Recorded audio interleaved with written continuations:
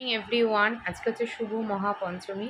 সবাইকে জানাই শুভ মহাপঞ্চমীর অনেক অনেক ভালোবাসা আর শুভেচ্ছা।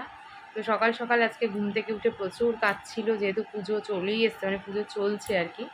আর টিউশনি কালকে পড়িয়ে জাস্ট ছুটি দিয়েছি, আর এখন ঘরে প্রচুর প্রচুর কাজ। তার মধ্যে মনার শরীরটা ছিল না আজ, মানে প্রায় এক সপ্তাহ ধরে একদম ভালো। তো কালকে ওকে ডাক্তার দেখিয়ে নিয়ে আসা হয়েছে, ওষুধপত্র চলছে।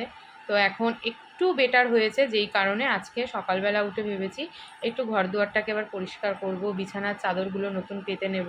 কেননা পুজো চলে এসছে, এবার ঘরে যদি ঘরের রং না পাল্টাই তাহলে মনেও রং লাগবে না। এদিকে বড় মাকে তো গণেশ সকাল সকাল মালা পরিয়ে দিয়েছে, দিয়ে ডিউটি বেরিয়ে গেছে, আর আমিও দেখো স্নান করে নিয়েছি, করে পুজো দিয়ে নিলাম। তো চলো আমার বড় মাকে আজকে একটু দেখাই। বড় মার মালাটা আজকে এত সুন্দর হয়েছে না, দেখো খুব ভালো লাগছে। মানে বড় মার মালাটা দিয়ে মনে হচ্ছে বড় মা পুরো ভরে গেছে। তা বড় মাও ভরে যাক, আর আমাদের মনটাও পুজো কদিন আর কি আনন্দে ভরে দিই। তো চলো সবাই পুজো খুব ভালোভাবে কাটাও, খুব এনজয় করো।